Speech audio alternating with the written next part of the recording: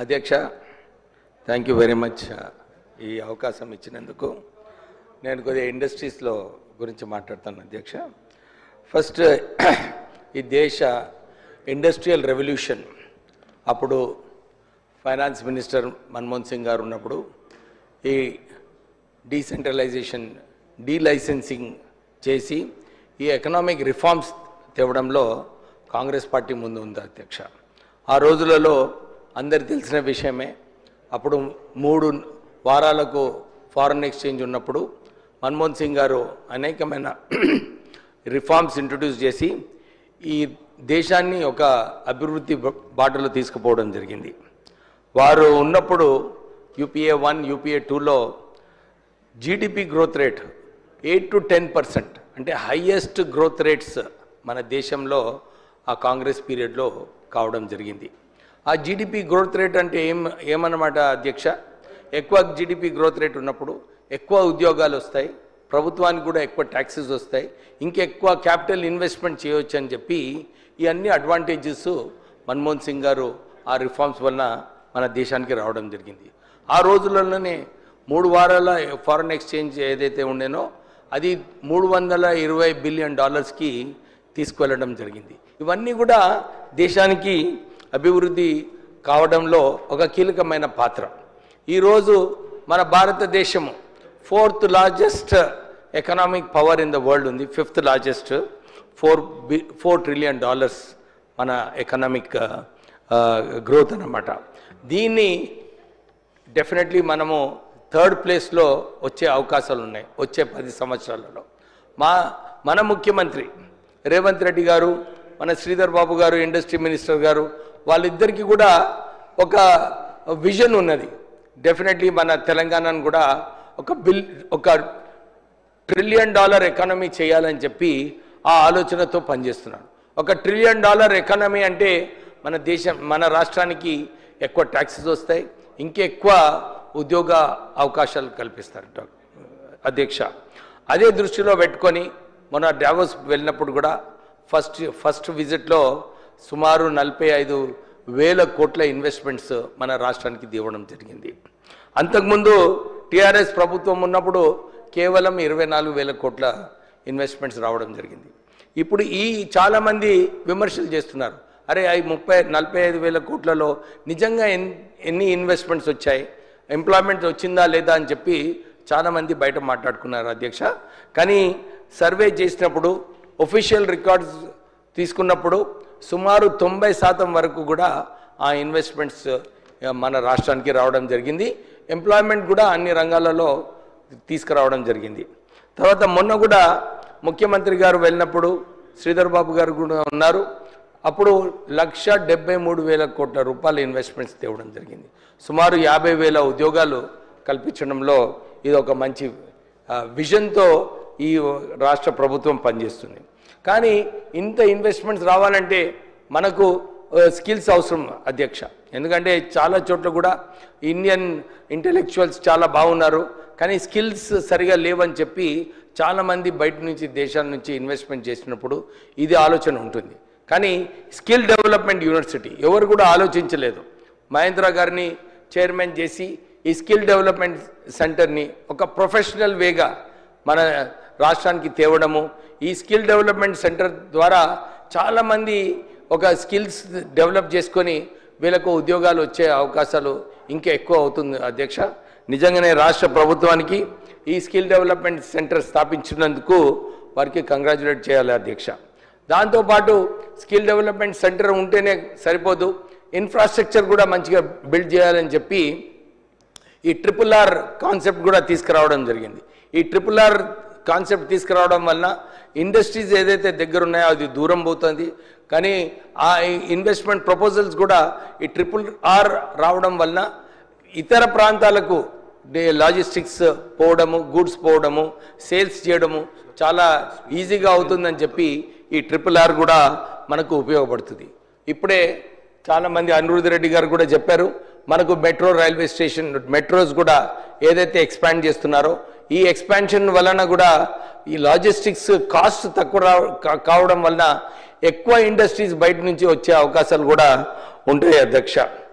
నిజంగానే ఇంతకుముందు అనిరుద్ధ్ రెడ్డి గారు చెప్పినట్టు మన శ్రీధర్ బాబు గారు ఇండస్ట్రీస్ మంత్రిగా అయిన తర్వాత చాలా సంవత్సరాల నుంచి ఈ ఇన్వెస్ట్మెంట్ సబ్సిడీ రావడం లేదు అధ్యక్ష. సబ్సిడీ ఏదైతే అవసరమో ఇండస్ట్రీస్కి, చాలామంది ఇండస్ట్రీస్ డిపార్ట్మెంట్ వెళ్ళి అరే మా సబ్సిడీ రావడం లేదు, ఎస్సీ ఎంటర్ప్రెనర్స్ ప్రత్యేకంగా వాళ్ళకు ఈ సబ్సిడీ రాకపోవడం వల్ల చాలామంది ఇండస్ట్రీస్ అన్ని కూడా పడడం జరిగింది. కానీ మొన్న 1000 కోట్ల రూపాయలు రిలీజ్ చేస్తూ 500 కోట్ల రూపాయలు ఇండస్ట్రియలిస్ట్కి, 500 కోట్ల రూపాయలు ఎస్సీ ఎస్టీ ఎంటర్ప్రెనర్స్కి కూడా రిలీజ్ చేయడం జరిగింది. Thank you very much industries minister గారు ఇంత చక్కటి నిర్ణయం తీసుకున్నందుకు. దాంతోపాటు నేను ఇంతకుముందు కూడా రిక్వెస్ట్ చేసినాను, ఒక 100 crores కార్పస్ ఫండ్ క్రియేట్ చేసి ఎస్సీ ఎంటర్ప్రెనర్స్కి వారికి కొలాటరల్ లేకుండా ఈ లోన్స్ కూడా ఇప్పిస్తే ఇంకెక్కువ ఇండస్ట్రీస్ వీకర్ సెక్షన్స్కి కూడా ఒక అవకాశం కలుగుతుందని చెప్పి మీకు కోరడం జరుగుతుంది. దాంతోపాటు మన స్టేట్ గవర్నమెంట్లో ఏదైతే కాంట్రాక్ట్స్ ఉన్నాయో దాంట్లో కూడా 10 కోట్ల వరకు కాంట్రాక్ట్స్ వీకర్ సెక్షన్ ఎంటర్ప్రెనర్స్కి ఇవ్వాలి అధ్యక్ష. ఎందుకంటే వారికి కూడా ఒక ఆపర్చునిటీ వస్తే చాలా బాగుంటుందని చెప్పి మీకు కోరడం జరుగుతుంది. చాలా దేశాలలో అఫర్మేటివ్ యాక్షన్ అది చాలా ఇంపార్టెంట్ అధ్యక్ష. ఈ అఫర్మేటివ్ యాక్షన్లో ఎవరికైతే ఫైనాన్షియలీ వీక్ ఉన్నారో వాళ్ళందరికీ కూడా ఎంకరేజ్ చేయడానికి ఈ అఫర్మేషన్ యాక్టివిటీలో మనము వారికి హెల్ప్ చేసే అవకాశాలు ఉంటాయి. ఎందుకంటే రాష్ట్ర ప్రభుత్వం నుంచి వారికి ల్యాండ్ ఇవ్వడంలో, ఎలక్ట్రిసిటీ ఇవ్వడంలో, ఇవన్నిట్లో కూడా రాష్ట్ర ప్రభుత్వం ఒక కీలకమైన పాత్ర వేస్తుంది. సో వారు కూడా ఈ అఫర్మేటివ్ యాక్షన్లో వీకర్ ఇండస్ట్రియలిస్ట్ ఎంటర్ప్రినర్స్ ఎవరైతే ఉన్నారో వారికి కూడా వారి ద్వారా వారి బయింగ్ కెపాసిటీ ఏదైతే ఈ పెద్ద కంపెనీస్కి ఉంటుందో వాళ్ళ దగ్గర నుంచి కూడా కొన్ని కొంటే బాగుంటుందని చెప్పి ప్రపంచంలో ఉన్న ఈ అఫర్మేటివ్ యాక్షన్ కూడా ఇంప్లిమెంట్ చేస్తే బాగుంటుందని చెప్పి మంత్రి గారిని కోరడం జరుగుతుంది. దాంతోపాటు లెడ్ క్యాప్ అధ్యక్ష, లెడ్ క్యాప్కి చాలా పెద్ద ల్యాండ్ బ్యాంక్ ఉంది. ఈ ల్యాండ్ బ్యాంక్ని మానిటైజ్ చేయాలి. మానిటైజ్ చేస్తూ ఈ ఇండస్ట్రీని కూడా దీన్ని రివైవ్ చేస్తే చాలామందికి ఉద్యోగాలు కల్పించడంలో రాష్ట్ర ప్రభుత్వము సక్సెస్ఫుల్గా అవుతుంది. సో దీంట్లో కూడా దృష్టి పెట్టాలని చెప్పి మంత్రి గారిని కోరడం జరుగుతుంది. అధ్యక్ష, మా కాన్స్టిట్యున్సీలో నేను ఇంతకుముందు కూడా మున్సిపల్ సెక్రటరీ గారికి కోరడం జరిగింది. అమృత్ స్కీమ్ ఇంప్లిమెంట్ అవుతుంది అధ్యక్ష అన్ని చోట్ల కూడా. కానీ ఈ రాష్ట్రంలో బిగ్గెస్ట్ స్కామ్ ఏదైతే ఉందో అది మిషన్ భగీరథి అధ్యక్ష. ఈ మిషన్ భగీరథి స్కామ్లో ఏ ఊరికి వెళ్ళినా కానీ ఎక్కడ కూడా మిషన్ భగీరథి నీళ్ళు సరిగా రావటం లేదు అధ్యక్ష. పైప్ లైన్ వేసినారు, రిపేర్ చేయాలంటారు, దానికి బడ్జెట్ లేదు. నిజంగానే చెప్తే చాలామంది చాలా చోట్ల కూడా నేను నిన్న కూడా కాన్స్టిట్యున్సీలో వెళ్ళినప్పుడు చాలామంది మంచినీటి కరువు ఉంది, ఈ మిషన్ భగీరథ నీళ్ళు రావటం లేదు, వాసన వస్తుంది, మీరు ఏదో ఒకటి చెయ్యండి సార్, మాకు బోర్వెల్ అనే వేయాలని చెప్పి వాళ్ళందరూ కూడా డిమాండ్ చేస్తున్నారు అధ్యక్ష. నేను నా కోరిక ఏంటంటే మీ ద్వారా ప్రభుత్వానికి కూడా మేము రిక్వెస్ట్ చేస్తున్నాను, మిషన్ భగీరథలో ఒక ఎంక్వైరీ వేయాలి అధ్యక్ష. కాంట్రాక్టర్లు ఎన్ని కోట్ల రూపాయలు దోచుకున్నారు, ఏమైంది నిజంగానే. ఎందుకంటే 42,000 కోట్ల రూపాయలు ఖర్చు పెట్టిన తర్వాత మిషన్ భగీరథ ఫెయిల్ కావడం, ఎందుకంటే చాలా సన్నగా నీళ్ళు పోతున్నాయి, సరిగా ఎవరికి కూడా ఉపయోగం లేదు. చాలాసార్లు అరే ఏది ఉన్నా కానీ మీరే కనుక్కోండి, నిజంగానే నడుస్తున్నదా లేదా మిషన్ భగీరథ కనుక్కోండి. దీంట్లో ఎంక్వైరీ చేసేది ఉంది అధ్యక్ష. ఎందుకంటే కాంట్రాక్టర్లు పైసలు చేసుకుంటున్నారు, కానీ ప్రజలకు ఏదైతే మంచినీటి సౌకర్యం కల్పించాలో ఆ మంచినీటి సౌకర్యం కల్పించడం లేదు. మా చెన్నూరులో కూడా 30 కోట్ల అమృత్ స్కీమ్ నడుస్తుంది అధ్యక్ష. కానీ అక్కడ చూస్తే చాలా గ్యాప్స్ ఉన్నాయి. వారు మిషన్ భగీరథి పైప్ లైన్ని క్లబ్ చేసి ఈ స్కీమ్ని సక్సెస్ఫుల్ చేయాలనుకుంటున్నారు అధ్యక్ష. కానీ దాంట్లో వాటర్ సోర్స్ లేదు, చాలా చోట్ల కూడా సరైన వాటర్ సోర్సెస్ లేవు. నేను ఇప్పుడే రాష్ట్ర ప్రభుత్వాన్ని కోరుతున్నాను, ఒక ప్రపోజల్ ఉంది అక్కడ 40 కోట్లతోని ఒక వాటర్ సోర్స్ గోదావరి నుంచి చెన్నూరు టౌన్కి వచ్చేది అవసరం ఉంది. అంతేగాక ప్రత్యేకంగా మా చెన్నూరు నియోజకవర్గంలో వాటర్ లెవెల్స్ అన్నీ కూడా కిందికి పడిపోయినాయి అధ్యక్ష. దీంట్లో ఈ బోర్వెల్స్ వేయడంలో కూడా ఇది ఒక సొల్యూషన్ కాదు.